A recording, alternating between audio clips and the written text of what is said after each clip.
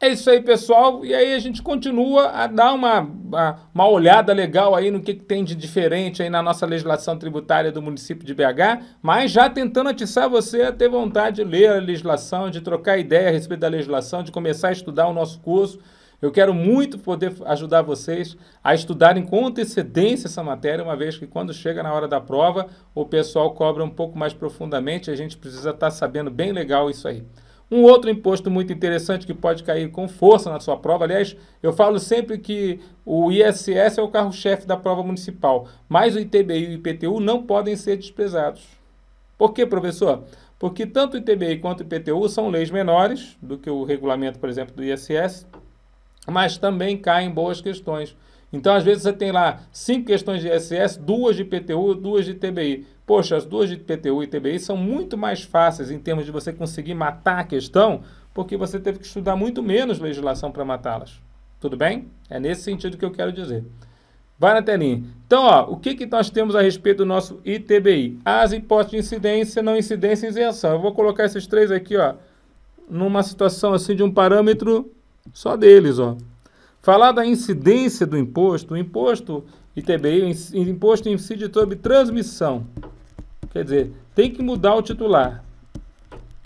Então, para haver transmissão, de acordo com o direito civil, tem que mudar o titular, ou seja, o dono do imóvel tem que ser mudado. Transmissão entre vivos. Então, a transmissão causa-mortes é fato gerador de outro tributo, né, que é o tributo estadual. A transmissão entre vivos é fato gerador do tributo municipal, mas principalmente por atos onerosos. Que atos são esses, professor? Atos que geram ônus para ambas as partes. Então, gerar ônus, gerar obrigações. Então, atos que geram obrigações. Então, atos gratuitos só geram obrigação para quem doa. O donatário não tem obrigação nenhuma. Então, é só um ato unilateral. O ato oneroso ele gera obrigações para ambas as partes. Por exemplo, a Ana resolveu vender sua casa. Então, a Ana é a vendedora, vende a sua casa para o Paulo. O Paulo é o comprador. Vamos ver se nós temos, né, o que nós chamamos de atos onerosos aqui. A Ana vende. Então, qual que é a obrigação dela? A entrega da casa. Então, ela entrega a casa. O Paulo compra. O Paulo entrega o quê? Entrega o dinheiro. Então, ambos têm ônus. Então, a compra e venda da casa, a compra e venda de imóveis, é um dos fatos geradores mais comuns do ITBI. O ITBI é um fato gerador que incide sobre a compra e venda de imóveis. Toma cuidado, se a Ana fizesse uma doação da casa para Paulo, não tinha nada a ver com ato oneroso. A Ana doar significa, então, se fosse uma doação, a Ana como doadora e o Paulo como donatário,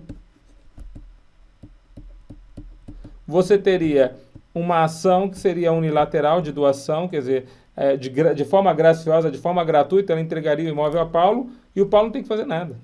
O aceite dele pode ser expresso ou tácito, né? Quer dizer, se ele calar, ele consente em receber. Não tem problema, só a renúncia que tem que ser expressa, mas o aceite pode ser tácito. Então, na verdade, aqui só tem um ato unilateral, é uma doação, fato gerador de outro imposto importante. Dentro do município de BH, nós não falaríamos no fato gerador, mas no estado de Minas Gerais nós teríamos o ITCD, tá certo?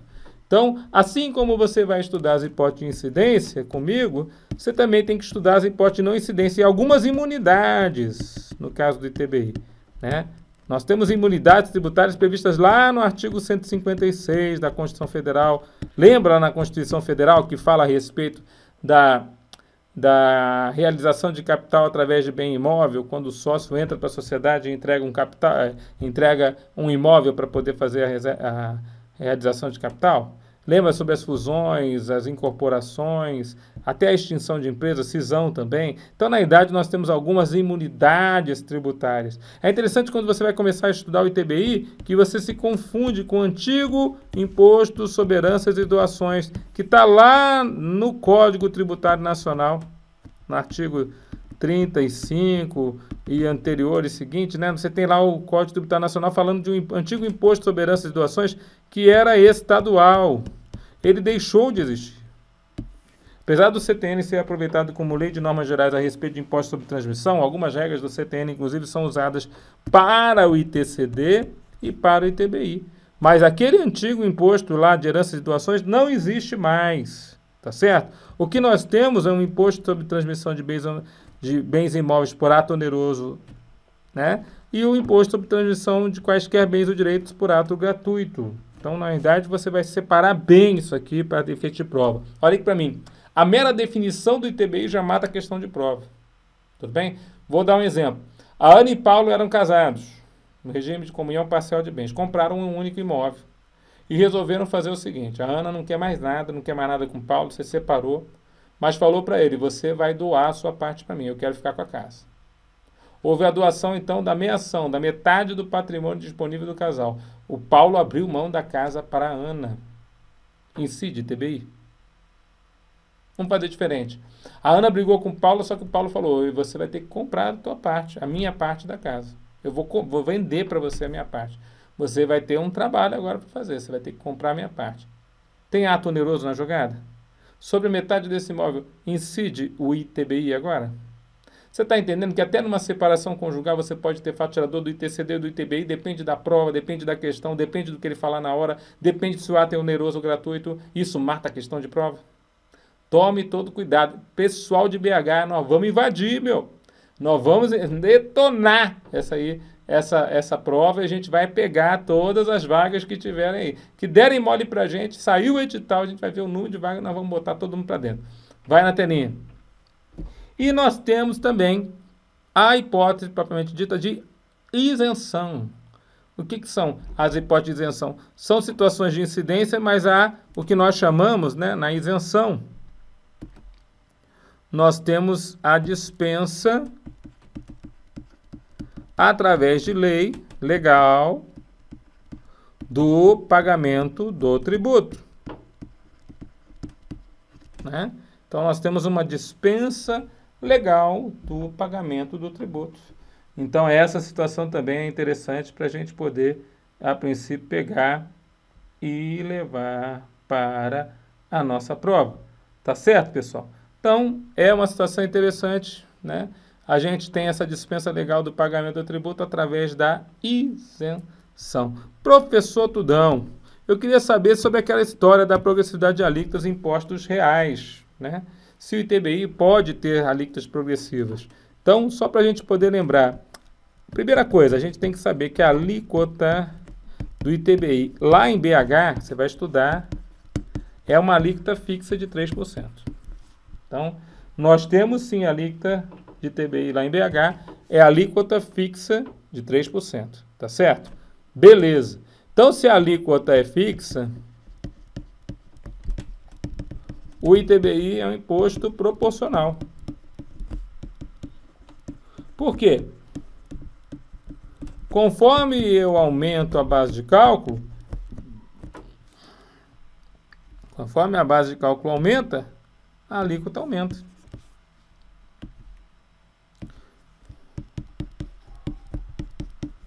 Conforme a base de cálculo dobra, a alíquota dobra. Conforme a base de cálculo diminui, conforme a base de cálculo aumenta, o ITBI aumenta. Conforme a base de cálculo diminui, o ITBI diminui, né? Porque a alíquota é fixa. Isso é imposto proporcional. Pode o ITBI ter alíquotas progressivas? Professor, não pode, né? A súmula ainda está vigente. A súmula 656 do Supremo Tribunal Federal fala que é vedado a alíquota progressiva do IPTU. Progressiva do ITBI. Progressividade do IPTU era permitida. É do ITBI que é vedada, em função do valor do imóvel, né? Em função do valor do imóvel que está sendo transmitido. Tá certo? Então, guarda essa situação dessa vedação, propriamente dita. É vedada a alíquota progressiva do ITBI em função do valor do imóvel, né? Súmula 656 do Supremo Tribunal Federal. Então, nós temos aí a alíquota do ITBI para a Prefeitura Municipal de BH, 3%. A base de cálculo, que é o valor venal. Vamos apagar um pouquinho as informações aqui, já tem bastante, né? A base de cálculo, que é o valor venal do bem transmitido, né? Então a gente vai entender como é que a gente descobre o valor venal desse bem transmitido. E aí ele fala também quem são os contribuintes do nosso ITBI junto à Prefeitura Municipal. E é assim, né? Na venda, nós temos o vendedor e nós temos o comprador adquirente. E nós temos uma máxima no direito tributário que eu sempre lembro. Quem compra, compra o ativo, ou seja, vem o imóvel, mas também vem o passivo junto. O passivão é o próprio tributo, né? É assim com o IPTU, é assim com o ITBI. Então, o Imposto sobre Transmissão vai junto com o passivo. O IPTU só não vai com o ativo, né? O IPTU só não vai com o ativo se você tiver a certidão negativa de débito. Senão ele vai, tá certo? Então, contribuinte é quem recebe. Responsável é quem vende. Então, o contribuinte é quem recebe. Aí, olha só que interessante. A Ana tinha um apartamento no valor de 200 mil, lá em BH. E o Paulo tinha uma casa no valor de 200 mil. Por que eu falo que tinha? Eles resolveram fazer uma permuta imobiliária. Caiu na prova da FCC. Permuta imobiliária. E aí, professor, uma permuta imobiliária significa o seguinte: a Ana entrega o seu apartamento a Paulo, um ônus para a Ana. E o Paulo entrega a casa para a Ana, um ônus para o Paulo. A pergunta que não quer calar: incide ITCD para o município de Minas Gerais? Imagina os dois apartamentos, casa, estando em BH. Ou incide ITBI para o município de BH? Olha aqui para mim. São dois faturadores porque são duas transmissões. Você está tendo mudança de titular duas vezes ali.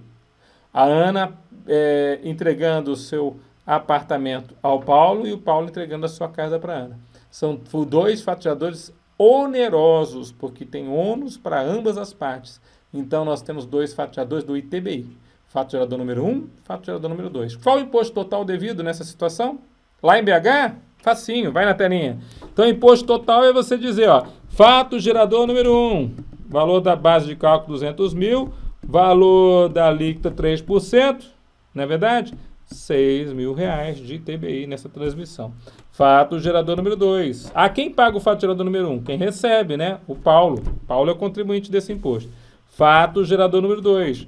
200 mil vezes 3%, R$6.000. Quem vai pagar agora? Quem recebe. Quem recebe a casa do Paulo é a Ana. Então, a Ana é contribuinte do imposto.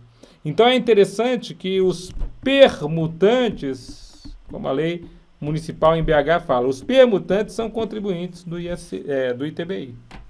Perdão, os permutantes são contribuintes do ITBI, porque ambos recebem bens. E aquele que recebe o ativo, mas recebe também o passivo. Tá certo, pessoal? Importantes, informações legais para a gente poder levar para a prova. Então, essa aqui é uma questãozinha aqui, ó, a respeito da lista de serviços e as mudanças novas que aconteceram, tá bom? Ó, de acordo com as últimas alterações na Lei Complementar 116/2003, dada pela Lei Complementar 175/2020, você sabe que teve uma lei complementar alterando a lista de serviços em setembro de 2020? Você já leu as normas que estão lá? Professor, eu li, mas só passei o olho. Não, professor, não li nada. Então, vamos ler junto, né? Vamos estudar junto aqui com você, porque são normas importantíssimas que foram colocadas lá. Por exemplo, o subitem 10.04. Antes da mudança da Lei Complementar 175, o serviço de franquia tinha sido, a princípio, incluído numa exceção importante à regra principal de que o local da prestação de serviço era o local onde o estabelecimento franqueador, no caso, o padrão, o principal, estivesse, mas essa era a regra. A franquia estava como exceção à regra. Então, o local onde as franqueadas estavam, ou seja, eram os tomadores de serviço, era para onde era devido o tributo, no caso o ISS, sobre o serviço de franchising. O que aconteceu com a mudança da Lei Complementar 175/2020? O subitem 10.04 foi retirado de ser exceção. Voltou a ser regra, ou seja, a tributação das franquias não é mais no local onde as franquias se encontram. Não é mais no local onde está o tomador do serviço, ou seja, o franqueado. Passou a ser, de novo, o local onde está o prestador de serviço, ou seja, a franquia maior, ou seja, o franqueador. Então, o ISS é devido no local do domicílio do tomador de serviço no serviço de franchising. Falso. voltou a ser o local onde está o prestador de serviço. Ou seja, o franqueador. Tá certo? Então, o item 1 ficou falso. Falso, falso, falso. 2. No caso dos planos de saúde. Os planos de saúde também, subitens 4.22, 4.23, lá da lista de serviços. Eles são importantes exceções à regra geral, né? A respeito do local onde está o prestador de serviço. Ele não mais é no local onde está o prestador de serviço, mas sim onde está o tomador de serviço. Mas a lei complementar precisava regular sobre esse assunto. E a lei complementar agora regula através da lei complementar 175, que alterou a lista de serviços. Então, no caso do plano de saúde, o tomador de serviço é a pessoa jurídica beneficiária vinculada à operadora por meio de convênios. Veja, plano de saúde tem como clientes as pessoas físicas beneficiárias aqui. Então, na lei complementar, tomador de serviço é a pessoa física beneficiária vinculada à operadora por meio de convênio, e não a jurídica. Então, entrou aqui um rol de pessoas que são tomadores de serviço do plano de saúde. Então, o item 2 é falso também, já temos até o gabarito da questão. Quem sabe essa questão não cai no teu concurso, não é verdade? 3. No caso de haver dependentes do titular do plano de saúde para efeitos de tributação, leva-se em consideração o domicílio dos dependentes. Então, no caso de haver dependentes do titular do plano de saúde para efeitos de tributação, leva-se em consideração o domicílio do titular. Não importa se você for titular e os dependentes não morem com você. Para fins de pagamento do ISS sobre o plano de saúde, basta que eu saiba o domicílio do titular. Não preciso conhecer o domicílio dos dependentes. Tá certo? Então, o item 3 também é falso. Todas essas informações são novas na lista de serviço. Ou seja, não caiu em concurso nenhum. Está fresquinho, professor. Olha aqui para mim. Gabarito da questão, alternativa letra B. Está fresquinho, está forte e firme para cair em prova de concurso público. Não caiu nada ainda, nem recente, não teve concurso esse ano, praticamente da área fiscal, pouquíssimos concursos. Então, meus queridos, presta atenção, essa matéria aí da lista de serviços vai cair na prova de vocês, seja na parte tributária, seja na parte de legislação, não importa, tomem todo o cuidado, né? Eu, se fosse você, já ia lá até o artigo 8º-A da lista de serviços, na Lei Complementar 116/2003, e lia de novo. Lê em voz alta, a lei é curtinha, cai na prova, que é uma beleza, o pessoal gosta dessa matéria na prova, e o que o avaliador gosta, nós adoramos, é assim que funciona, tá bom? Vamos ver outra questão? Tem outra questão aí? Tem outra questãozinha aqui, bota outra questão para eles, olha lá. Temos a incidência do ISS na seguinte situação. Ó, quem fez o último simuladão que a gente fez aí, a gente passou essa questão para vocês, olha lá. Mas é interessantíssimo esse tipo de questão, porque às vezes com pouco conhecimento da própria legislação você mata a questão que parece ser difícil. Pedro, sócio da empresa Alfa, usa o serviço de seu empregado João, que com o caminhão da empresa faz um frete dentro do município. Primeira coisa, se o frete é intramunicipal, a matéria teria grande chance de ser matéria do ISS. O problema é o vínculo de empregado. Como tem um vínculo empregatício aqui, quer dizer, é o João, que é o empregado da empresa com o caminhão da empresa, nós não temos incidência do ISS quando há uma relação de vínculo empregatício, empregador e empregado. Não tem a incidência desse ISS. Então, o item 1, ele está querendo qual que é que você tem a incidência do ISS? O item 1 está fora.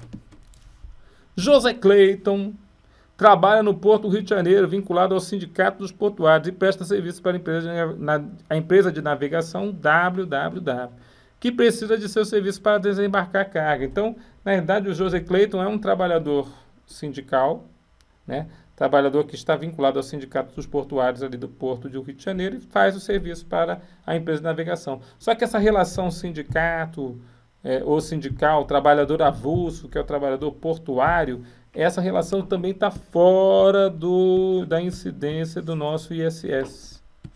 Por quê? Por expressa previsão na lista de serviços. A lista de serviços, a Lei Complementar 116/2003, diz que a trabalhadora avulso está fora do campo de incidência do ISS. Klein é diretor-geral da multinacional ZZZ e presta serviços à mesma dentro de suas atribuições. Opa, um diretor-geral de uma multinacional prestando serviço para a própria empresa. Sim, mas o fato dele ser diretor coloca ele fora do campo de incidência do ISS. Gerente geral, administrador, diretor, qualquer um desses aí tem vínculo com a empresa. Nós só temos fato gerador do ISS quando o prestador de serviço é uma pessoa estranha à empresa. Quer dizer, você contrata uma outra pessoa, contrata um terceiro para fazer o serviço. D. Ao contratar o serviço de banco digital, Carla usa o cheque especial no valor de R$5.000. Sobre tal valor incide o ISS por se tratar de um serviço bancário previsto na lista de serviços. Olha só, ela contrata o banco lá dá o cheque especial para ela tem um saldo lá para ela usar. Sobre aquele valor vai incidir o ISS. Não, querido, aquilo ali é matéria do IOF. Imposto sobre Operações Financeiras, crédito. Então, se ela pegar algum crédito na conta que ela acabou de abrir, a matéria é do IOF. Ximenes sempre quis viajar pelo Rio Amazonas e conseguiu uma viagem all inclusive. O que é o all inclusive? Tem lá tudo dentro, né? Sobre o valor da hospedagem, mais alimentação, incide o ISS. Verdadeiríssimo, gabarito da questão. Professor, estou sonhando com uma viagem all inclusive. Inclusive, eu vou convidar o senhor quando eu passar no concurso. Aceito propostas. Propostas maravilhosas dessas não podem ser esquecidas, né? O senhor vai passear no seu serviço all inclusive pelo Rio Amazonas, que deve ser uma lindeza só. E aí o senhor chama o professor, olha só. Chama o professor para poder aproveitar essa boa ida, tá bom? Vamos fechar com outra questão? Vamos lá, vai pra telinha. André subscreveu o capital da empresa www que estava iniciando suas atividades e cujo objeto social inclui, entre outras atividades, a compra e venda de imóveis, integralizando o capital subscrito mediante a incorporação ao patrimônio da pessoa jurídica de um prédio comercial de sua propriedade. Então, o André entrou para a sociedade colocando um prédio dele para ser agora de propriedade da sociedade. A empresa www, que estava iniciando suas atividades, teve nos 36 meses seguintes à integralização do capital por André, uma receita operacional total de 20 milhões, sendo 12 milhões decorrentes da venda de imóveis. 4 anos após ter integralizado o capital, André retirou-se da empresa, recebendo por suas cotas um imóvel residencial que integrava o patrimônio da pessoa jurídica. Considerando a situação descrita e as disposições relativas ao imposto de competência do município aqui de BH sobre a transmissão de bens e direitos ITBI, assinale a opção que contém uma proposição verdadeira, né? Não incide imposto em nenhuma das duas transmissões, incide imposto apenas em relação à primeira transmissão, sendo contribuinte a empresa www, incide imposto em ambas as transmissões, sendo contribuinte na primeira a empresa www, na segunda o André. O imposto em relação à segunda transmissão é devido por André e a empresa www tem direito à restituição do imposto que incidiu na primeira. Incide o imposto na segunda transmissão, sendo a base de cálculo o valor do capital integralizado por André. Professor, como é que funciona aqui a situação? Você lembra disso? Quando o André entra com o imóvel para a companhia www, a regra não incide, aliás, é imune, mas essa imunidade tem uma importante vinculação. A imunidade só ocorre se o que nós chamamos não existir preponderância na atuação da www na compra e venda, locação ou arrendamento mercantil. Então, nós temos 3 situações aqui importantes: compra e venda, alocação e arrendamento mercantil. Nessas 3 situações, se for maior que 50%, aí você vai dizer que incide. E aí, o que ele fez? Ele falou que 12 milhões é a receita que ele teve com imóveis, sobre 20 milhões, que foi a receita total do período. Cortando esse monte de zerinho aqui, fica 12 sobre 20. Tá certo? 12 sobre 20 é 6 sobre 10. É 60 sobre 100. É 60%. Logo, incide na primeira transmissão. Então, quando o André manda para a www, incide, porque é a atividade preponderante da empresa. E quem, a princípio, vai pagar? A www. Agora, quando o www vai lá e, a princípio, o André sai da sociedade, ao invés dela botar o mesmo imóvel, ela coloca outro imóvel. Então, na verdade, há uma transmissão imobiliária, mas agora é outro imóvel que está sendo transmitido. E esse outro imóvel gera um outro fato gerador. Então, nós tivemos um fato gerador número 1 de TBI, transmissão para www acaba sendo a contribuinte desse imposto. E agora nós temos um fato gerador número 2 do ITBI, Porque a transmissão agora, como fala a questão, né? Sendo que André se retirou da empresa recebendo por suas cotas, não o mesmo imóvel, é um imóvel residencial. Então, na realidade, houve uma transmissão imobiliária aqui nessa segunda situação. Tá certo? E o André, a princípio, vai ser o contribuinte. Por isso, o gabarito dessa questão é: incide o ITBI, né? Incide o ITBI em ambas as transmissões. Não fala-se de TCD aqui, né? ITBI, porque existe ônus para ambas as partes. Sendo o contribuinte na primeira a empresa WWW e na segunda o próprio André. Tá certo, pessoal? Olha aqui para mim. Guerreiros, queridas, vocês que vão ser futuros fiscais de BH, eu convido você a fazer parte dessa turma. Vai ser muito legal a gente poder estar aqui junto. Eu quero que você bote aí muita dúvida aí embaixo aí. Vai citando aí pra gente, que a gente vai ter o prazer de poder falar com vocês, trocar experiência, falar tudo que a gente precisa falar a respeito dessa legislação. Não tá fácil de trabalhar a legislação sozinho, porque diferentemente de outros municípios, que nem São Paulo. Você pega São Paulo, vai fazer a prova de São Paulo, tá tudo no Código Tributário do município. Aqui não tá nada no Código Tributário do município, tá tudo esparramado. Então, quer dizer, tem trabalho a ser feito. Com isso, eu desejo a vocês uma excelente preparação. Fiquem com Deus e até as nossas aulas. Até mais! Nós vamos invadir, hein? BH.